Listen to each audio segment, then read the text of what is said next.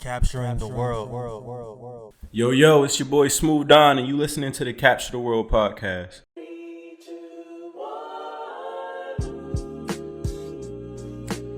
Yo, what's going on, everybody? This is David Carmichael II, and I am back with another episode of the Capture the World podcast. I have another great special guest. This is his second time being on the podcast. This is my cousin, SmooveDonn, back in the house, but this time we are in his neck of the woods, you know what I'm saying? So I'm just glad to be back.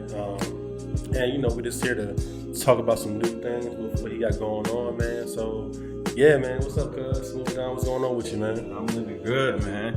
Tape about to drop. This rollout's looking fire. The trailer just dropped. Everybody loving it. Got good engagement. So I'm really looking forward to like everybody hearing it, and then just me I'm finna start traveling. You know what I'm saying? I'm finna treat this like it's a little tour. So I'm ready to get into it. That's the fact, man. And speaking of the promo video, that was dope, man. Appreciate it. I seen you dropped it. It was like a couple of days ago, right? Yeah, I directed it. And I've never ever directed something before. Like normally when I shoot videos, I have the ideas and I let my cameraman take it into fruition. But I actually sat behind the cameraman and directed everybody where to go and when to do certain things. And it's me seeing it all come together was just so beautiful. I was like, yeah, people gonna like this. So how long did you have that concept of that video? Was that something you already had in mind, or something that came about recently? It's something I definitely mapped out for about 3 weeks. Okay. Yeah, it's it was a long 3 weeks, just me trying to lock in with that concept and how I wanted it. So word. Yeah, man, that's what's up, man. And that was your homeboy, right? Because then he came to the festival that does the videos and stuff like that. I forgot his name. That's Josh. Right? Josh. Okay, yeah. Shout out to Josh, man, for real, man. That was some real dope concept. And so yeah, because the last time, since the festival, and that was the last time since we talked about it on the podcast. Mm-hmm. Have you performed any other time since then, or actually I have. So what I did was, since everybody was going back home from college they was going back to college from home because the summer break was finna be over. What me and my team did, we was all right, let's just throw a party. Mm-hmm. The party before everybody go back, and me and TJ just perform there.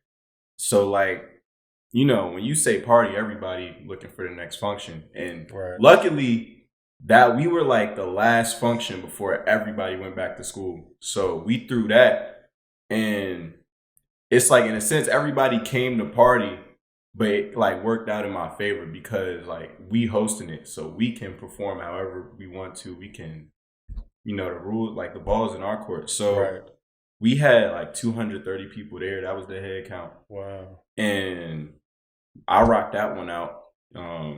That went pretty crazy. That was my funnest performance because it was in my area. So it was that's where I had the most support at. And then shortly a little bit after, I had went down and performed at North Carolina A&T. Yeah, I seen that one. Yeah. And that was fun in itself. So how did you link up with A&T to be able to perform on that stage? Because how many people was out there? Couple thousand. Yeah, I seen the videos and pictures, man. That was a good crowd. Man, it's actually funny because the dude that people were referring me to, he was the head of all activities. He was he was in a frat, and everybody knew him, and he has a big amount of followers. And it's he kind of fronted on me. I DM'd him, and I'm trying to reach out to him. I'm following up, and then he's just giving me short answers yo, what's up? And then I'm just yeah, I'm trying to perform. How can I get out there? What I gotta do? Who do I gotta talk to? And then he's I don't run that. I'm not in charge of that. Mm-hmm. I'm nigga, if anybody is in charge of it, it's you. Right. So he's yeah, I don't even know how you can get up there. I wouldn't know. You got to talk to this person and so. And I'm okay, so what is this person and so-and-so's Instagram? What's their email? What's their number? Mm-hmm. And he never reached back out. So then one of the producers on my team, Trey, his girlfriend sent him the flyer, and it was like, accepting opening artists, and it was like a block party. Yeah. So then they was just like, submit your stuff and we'll get back to you. So what me and TJ did was we submitted our music, and they got back to us, and it was like, we like it, like come down here for mic check this day. So I want to say I had to take off work, and I didn't even go to work that day. And it was like, just come down here, do the mic check, and then the following week you'll come out here and perform. So we went down there and did that, and that's how that came about. And it's funny because when I was, guess who was hosting the block party? Like the same dude. Right. So when I went out there, like he's hosting it, and I'm just like, nigga. He ain't never say nothing. He just. I don't think he realized it was me. Oh, okay. I don't think he realized. Yeah, because that was through DM, so he didn't. Yeah. So it was like, nigga, you gonna feel me? Yeah. That pissed me off, but that's how people are, and like when it comes to stuff like this. So I wasn't even surprised. Mm-hmm. You gotta find loopholes. Right. Yeah. If one person can't help you, you find somebody else. Yeah, you gotta go around them.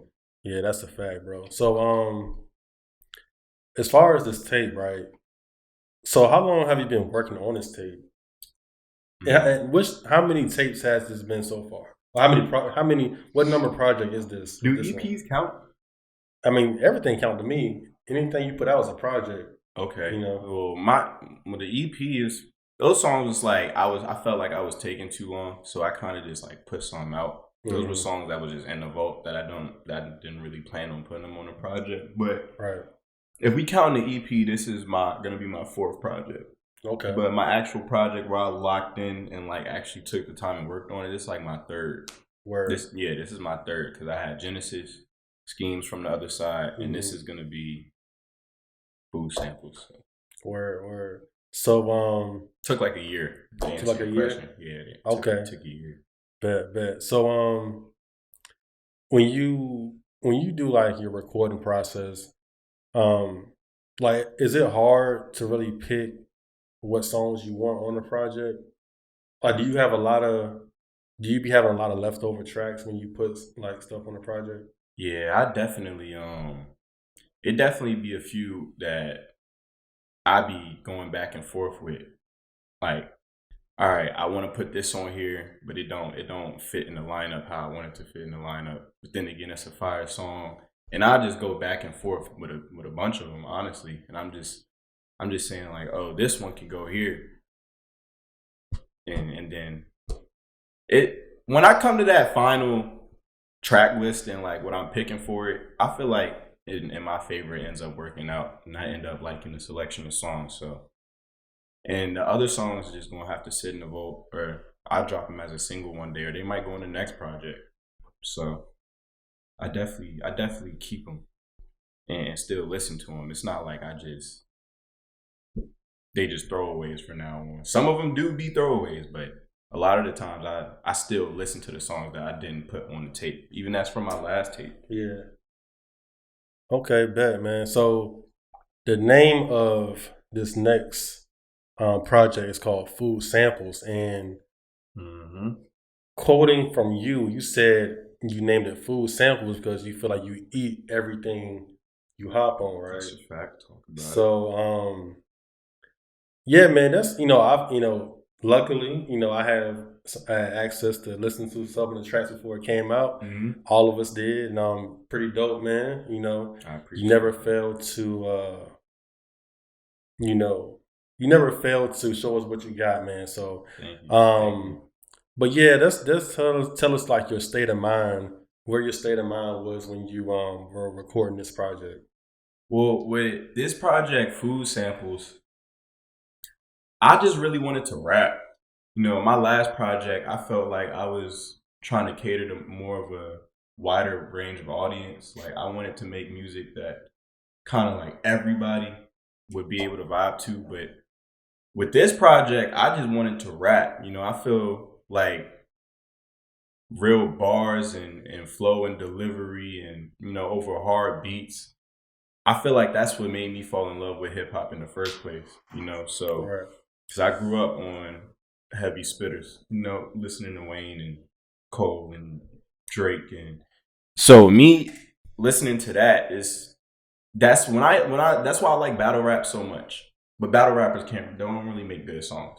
But when I hear a good punchline or I hear a bar, like I'm really a sucker for those stank faces that went in. That's whether it's a hard bar, whether it's a hard beat. Like I love it. So with this project, I was in a mind state of making what I like to make.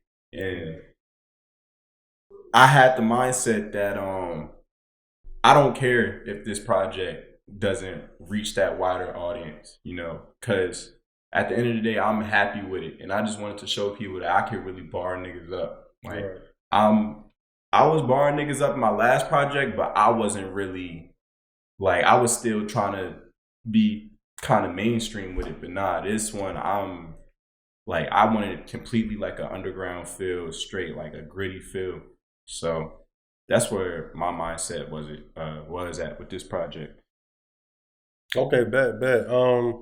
So like, do you have any before people hear it, because it comes out on the 4th, right? November 4th. Yes, sir. Do you feel like it'll be any standout tracks, or like a track that like when you record a certain song, like which songs were you like, man, I can't wait till people hear this one? Definitely those days are gone. Mm-hmm. Because I feel like I'm at the age now where it's kind of starting to relate to a lot of people, and I feel like people older than me relate to it because it's just like you growing up and it's life after school and like becoming an adult. I feel like in the hook, I feel like the hook is it's catchy and it sounds good. So I feel like it's definitely one of them ones. Bet. So how do you explain, like, I know you talked about you just rap about what you've been through. You don't have to fake being tough or fake being from somewhere else, acting like you was from somewhere else or done things that you haven't really done. Mm-hmm. How do you feel like, why do you feel that like that's important?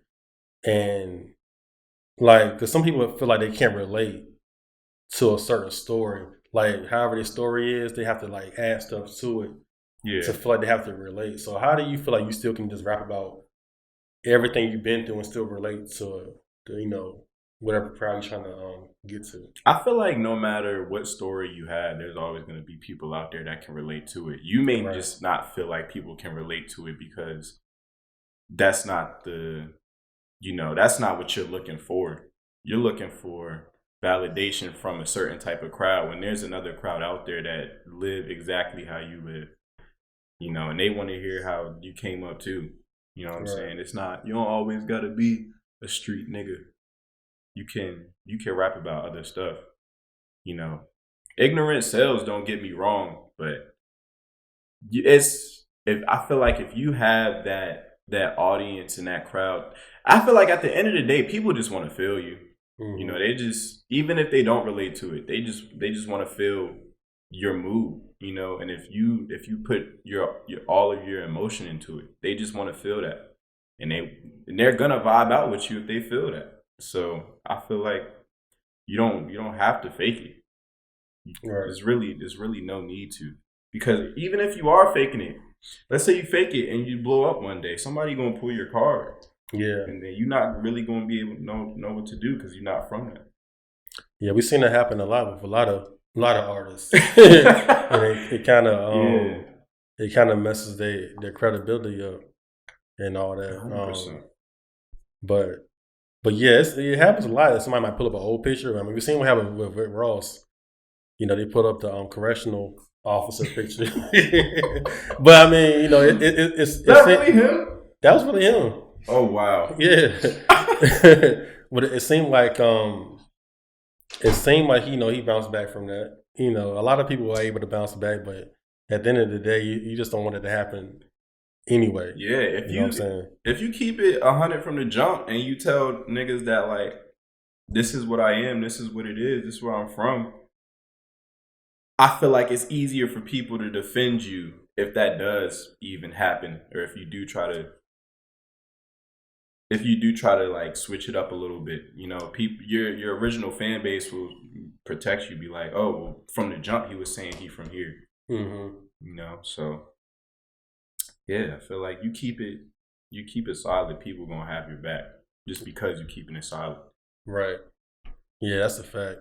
Yeah, man. Everybody just want everybody to keep it real. Like everybody loves somebody that keeps it real from the jump. Right. You know what I'm saying? And for some reason, I guess some people just insecure about their own selves, and that's why they will lie about certain things to kind of try to cater to a certain audience. But being authentic is very important, especially in hip hop. I think that's something that a lot of us hold very valuable. When you talking about whatever you're talking about in your lyrics, especially writing your own lyrics. First of all, it's one thing like you're not writing your lyrics and what you talking about is fake too. You know what I'm saying? But definitely being authentic is very important, man. So it was a line. It was a line in the new tape, and I don't know exactly word for word, but it was saying something about like you still driving a certain car, and it was asking like when you gonna get signed. Oh yeah, right. So, people see my Corolla and ask why I'm not inside a vet. Right. But what about your deal, nigga? Obviously, I ain't signed it yet. Right. Like, right. Fact. So what would it take for you to actually sign a deal? You know what I'm saying? Like in the future, like do you feel like you can just be who you are independently, or and I know we probably talked about this on the last time we talked too, but what would it take to get to that next step, you think? I feel like just the paperwork got to be right, and I want creative control. I want my masters. That's like one of the main two I want, but just creative control and having my masters, because I don't want to constantly like be feeling rushed, or I want you to like let me take my time and let me go through my process of making it, and I want to be able to reap the benefits of my music, my art. So years and years down the line, like my family can eat too. I don't want you to just keep all of that. So, and then little stuff in between that. If it's good, I feel like that's what would make me sign it. Word, that's a fact. And I know like last time we talked about like, what do you plan to do to kind of keep getting yourself noticed and getting yourself out there? And we spoke about performing at college campuses. So, and I know that A&T one was a good look, starting off, especially like that crowd off the rip, doing something like that. I know that benefited you a lot. Did you notice like an increase in any streams, or just increase in followers, or did you think that helped you at all? Did you notice that? What's wild is I only gained like 7 followers. Okay. Out of that whole crowd. Yeah. But I was thankful for the 7 followers. Mm-hmm. I still felt good about the performance. I looked into the crowd, and a couple people, like it was a lot of people in the front row that just like weren't engaged. Right. But then like people behind them like had their hands up and they was locked in. And so when you in those big crowds and people don't know you, a lot of the times they're not going to rock with you just off the fact that they don't know you. Right. Because you're not a known artist. But that's how you keep on building. So one day when you come back and somebody is back in that crowd, they're like, I remember when you came here the first time. Yet the next time there's more people rooting for him. So like how does an artist these days like promote any projects? Like, of course this ain't the 90s, so like you're not passing out tapes out your trunk, your car. So like how do you really tell somebody about your tape? You just be like this, listen to me on Spotify, Apple Music. Like how do you really promote it these days? Social media. Mm-hmm. That's like the number one. TikTok. TikTok is carrying right now. Yeah, if you find a unique way to like make a video at the same time, market your work and promote it, and like that specific video blow up, you'll hear people in the comments like, "Oh, well, I gotta go listen to this now." Mm-hmm. But I feel like just don't leave it at social media. Actually, get out there and go to open mics and stuff. Go in front of people and perform. Go out in public places and tell people. You can still work on social media, but that doesn't mean you should completely leave outside alone. Right. Like, I feel like you should actually go outside and travel different places, market yourself. Yeah, that's facts.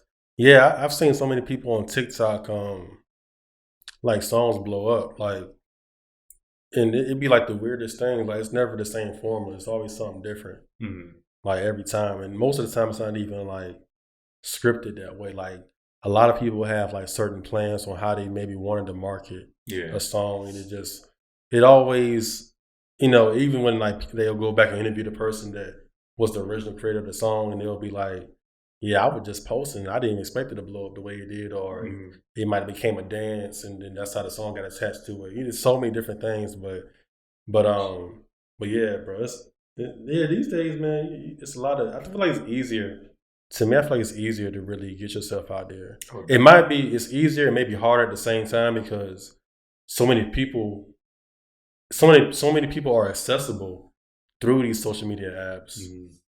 But it's still easier to reach people. That makes sense. Like it's more people out there. Maybe you have to like get yourself noticed amongst all these people that are using these same platforms, but still, you still are able to reach millions of people by this one viral video too. Yeah, I feel like before.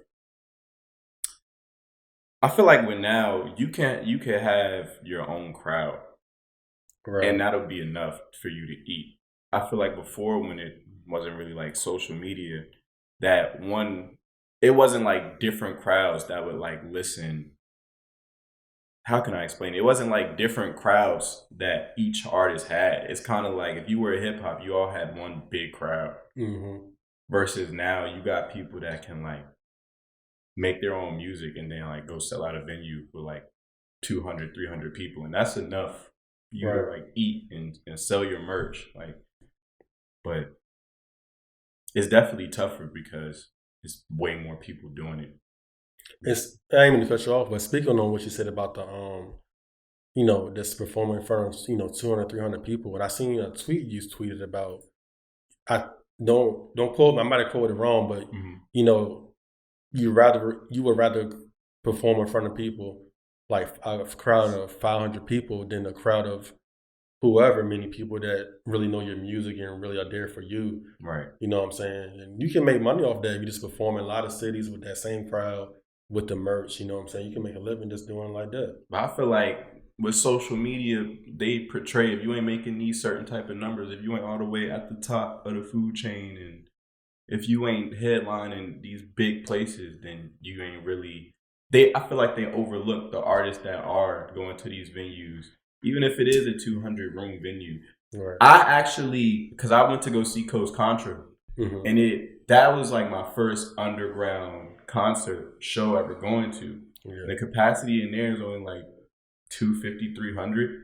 But the people that were in there made it seem like it was way more than what it was because everybody was locked in. Right. And I feel like when everybody's in one room locked in, the energy just feels much more different. And then they got merch on top of that. So it's like you do that every single city. That you're eating, or like you're living good, and you're able to build. And the beauty of it is you're able to build your fan base. Mm-hmm. Like I went to a West Side Boogie show. It was at Union Stage, and like I'm going there for West Side Boogie, but then the opening acts is like they fire too. So then I'm like, I'm tapping in with the opening acts now because I'm seeing them. Everybody's there for West Side Boogie, but they're all showing love to the opening acts. Right. I feel like you got bigger platforms and you got bigger shows. Sometimes the opening acts, people don't. All right, like let's hurry up, let's get to the main act. So they kind of put off the opening act. Versus like when you go on these tours and you have these like opening acts that's still trying to build their name with 15K followers, 20K followers. Everybody's like interacting with them, and that makes the show feel so much more organic. And that organic feeling is like it's beautiful. Yeah, that's a fact.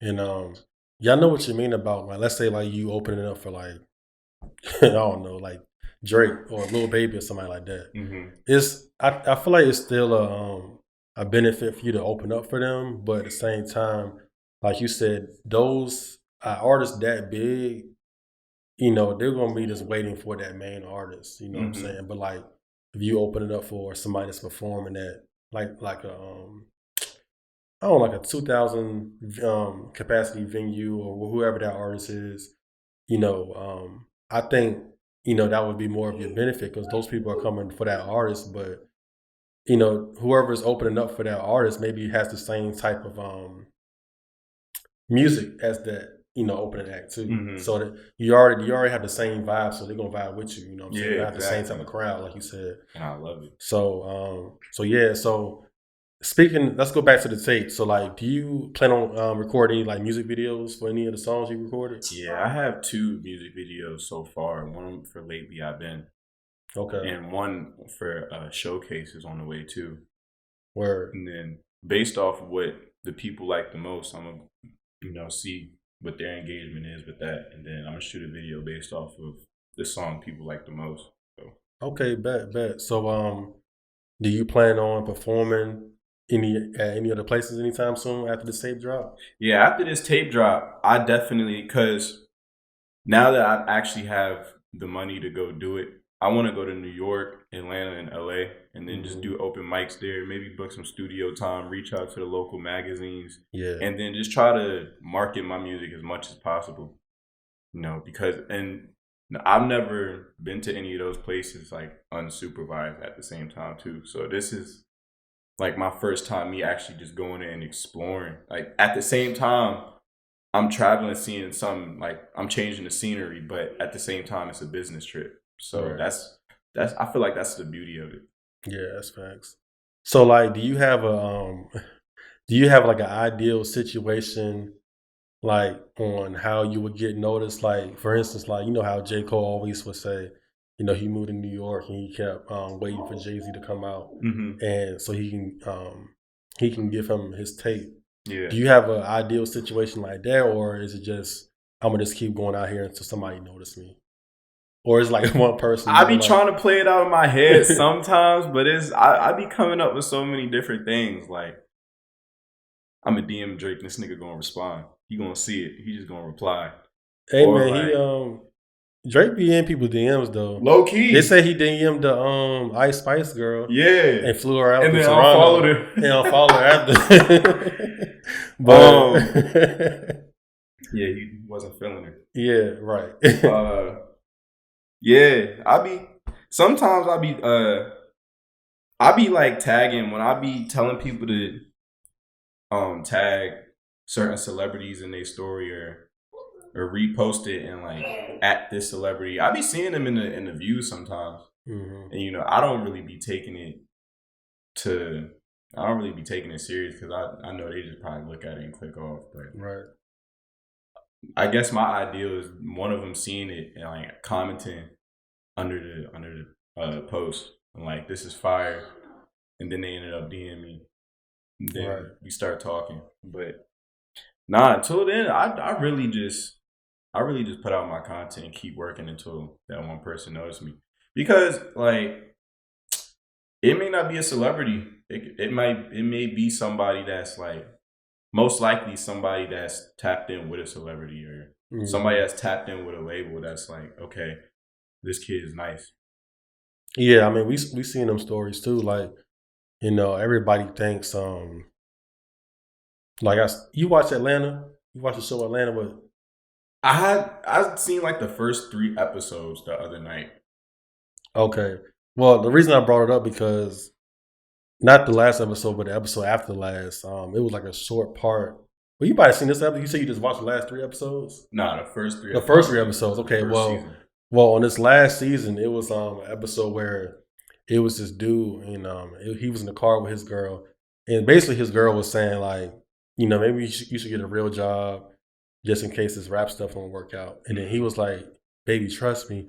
You know, I might, you see what happened with Big Sean? He was at the radio station rapping, and that's how Kanye found Big Sean. You know what I'm saying? And then, you know, J. Cole was saying about how he met up with Jay-Z and, you know, gave him his tape. But it's some other stories where, like, people, it might be like an A&R or, like, just somebody that knew somebody else heard their music too. The janitor of the building. Like the janitor, like it's crazy. Take anything. Yeah. So but the reason I bring that up because a lot of people think those stories are like the only ways you can really. You have to like be in front of like Kanye and rap in front of him to get a deal or whatever. Right. Like it's not always like that. Like it can be somebody that worked for Kanye, somebody that worked for the person that worked for Kanye. Exactly. Put you on. You know what I'm saying? That's why I don't get when people don't. I've literally seen artists that aren't known be like, "Oh, I'm not doing this show if I'm not getting paid. Or I'm not doing this show if the certain amount of people ain't here." But you never know who's out there watching. Right. So you do this show with 20 people there. One of them people can be really plugged in. But you so caught up in the fact that, it's only 20 people or they ain't really paying that you messed that opportunity up by yourself. But who's to say you get in front of a big artist, you even gonna know what to do? Like, You might be starstruck. And then, I feel like you got to build that. That's facts, though. Because, I mean, for real, you might be, let's say, like, it's somebody just walk up to you like, look, I'm an A&R at Rock Nation. Mm-hmm. Spit something right now. Compared to, like, Jay-Z of Rock Nation coming up to you and be like, spit something right now. Like, I ain't talking about you, but it's somebody in general. Yeah. Like, they might freeze up if Jay-Z would, like, tell them to do it. Exactly. Compared to, like, the A&R that work for Jay-Z. You know what I'm saying? So, yeah, I mean, I guess whatever situation, I feel like God gonna make it work out regardless. You know what I'm saying? Sure. Whatever situation he wants you to be in, he gonna put you in that right situation. And he know you're gonna be ready. And even if it might not work out that situation, it's gonna be another opportunity. You know what I'm saying? Don't always think like you just got one shot. It might not work for that specific person, but it's plenty of people out there that are looking for people to sign. You know what I'm saying? Or there's people that just want to get your career to the next level. Mm-hmm. You know what I'm saying? So, and it's always people like willing to hear new music from a different voice. Right. So that's a fact. So back to the tape again. So like when this tape drop on November 4th, man, just tell everybody like why they should all tune in and tap in and stream this new tape, bro. Because like, real rap is back, man. Yeah. Real rap is back. Niggas ain't rapping no more. Niggas, this is real rap over classic samples. Niggas ain't doing this no more. Right. Niggas, like, I'm giving you bars. I'm giving you stank face vibes. I'm giving you storytelling. I'm putting humor in there. And I'm just feel like you listen to this, you just gonna have a good time. You gonna start your Friday off right. Your whole week from the next week gonna be starting off right. You just gonna feel like a smooth person after you listen to this tape. Mm-hmm. And it's starting to get cold out. You wanna feel cozy. I feel like this is a cozy tape right here. I feel like if you really want to tap in and feel like that, nigga, this tape is for you. This tape is definitely, if you want to feel like you him, whenever you feeling low, this tape is for you. Word. If your girl left you and you need some confidence in your life and you need to get back on your toes, this tape is for you. Hey man, you heard him, man. Plenty of different reasons why to get that tape, bro. Nah, for real, because like when I heard it, the first song, I forgot the name of the song, but that was the song that had on your man TJ the Artist. I think TJ the Artist was on that song, and I think somebody else was on that song. But basically, the song with the features, that was a smooth song, man. Like soon as I heard it, I was like, yeah, this is John. You can just drive out you in the whip, like for real, like for sure. But yeah, man. So like so it's gonna be on all streaming platforms, right? Yeah, sure. Facts. Everywhere. Okay, bet, man. So like what are your plans after the tape? You just gonna try to, like you said, try to perform and do more open mics? Yeah, I just want to market it, get it out. Perform different places, travel and show people like. And then as time goes by, just find more ways to promote it. Mm-hmm. Get on TikTok. And see how I can make a video that'll make the tape stand out. Get on Twitter, try to grow my following base on there. Yeah. And then just keep going. I did start working on a project. I'm gonna work I'm already I already started working on a project after this, but I'm so locked in with the rollout right now and the promotion of this tape that I kind of like stopped and like put all my energy towards this.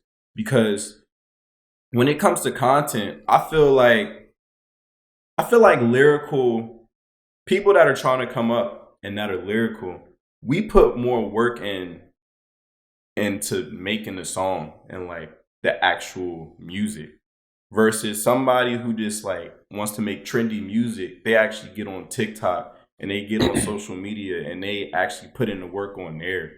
And they look at the algorithms and they study everything and they study the right times to post and with select crowds and how to reach select crowds. And I feel like that's what I need to start doing. And just so with the promotion of this and the rollout, like I solely want to just put all my focus in on that. So Okay, that's facts, man.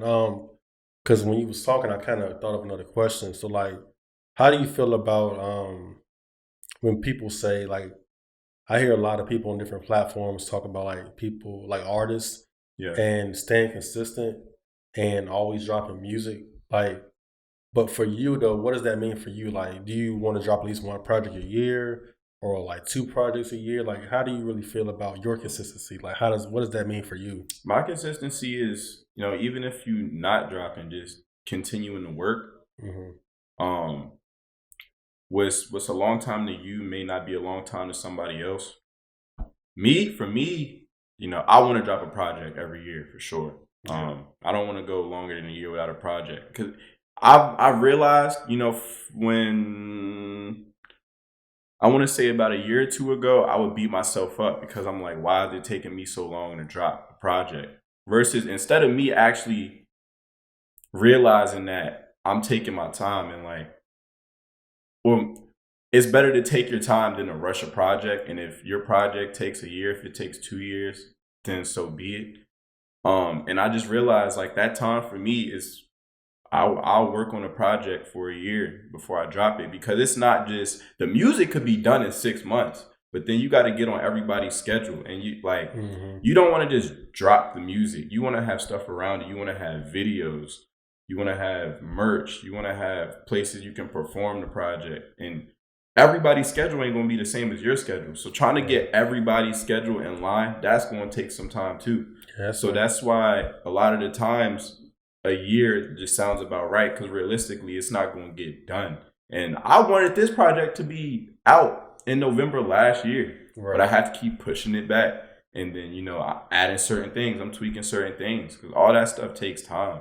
And when people fail to realize, they're like, oh, like this song is good or this project is good because I've let people hear it. And they're like, you need to put it out now. Like, you need to stop playing because the more you keep holding it, you playing. I'm just like, it's a process to it. I can't just put it out because if anything, I've learned that from my last project, you don't just want to put something out and not have no promotion around it. Like you want to be able to actually make some noise with this project. And that's whether it's the most mainstream project or whether it's the most underground project. You still want to be able to market it and promote it. You don't want to just put it out because if you put it out, it's going to flop and nobody's going to listen to it. You're going to be like, dang, where did I go wrong? And now you're waiting a whole another year to make another project and hoping. So yeah, that's one of those things you just learn over time when you're making music. Yeah, I feel you, man. Hey, but look, man, I'm just glad you staying consistent. You putting out something every year for real. And I've seen your growth from when you first started rapping to where you are now. And I know you just on the bigger and better things, man. So for my audience right here, man, November 4th, I'm sorry, Yes, November 4th. Yes, sir. The Tape Food Samples is dropping, man, on all streaming platforms. Make sure y'all check it out. Wait, when are you dropping this? I'm going to drop this tomorrow. No, on Monday. Okay. Yeah, I'm going to drop this on Monday. All right. Yeah, it won't take me long to edit. As long as I get back to the crib, do what I got to do, it's going to be out. So, yeah. So, but yeah, man, you got anything else you want to say about the tape before we get off here? Nah, just if you want to feel like a smooth person, this tape is for you. No doubt, man. You're gonna feel like the smoothest nigga out. Even if you a girl, you just gonna feel like the smooth. You gonna feel like none of these girls could fuck with you. Like, you gonna feel like they can't hang with you. You gonna feel like the smoothest person out. I'm telling you. No doubt, man. So shout out to all of our Spotify listeners, Apple Podcast listeners, YouTube listeners. We got SmooveDonn back on the pod again, promoting his new tape coming out November the 4th. Make sure y'all get it on all streaming platforms. And yeah, man. Until then, we out on the next episode. Peace.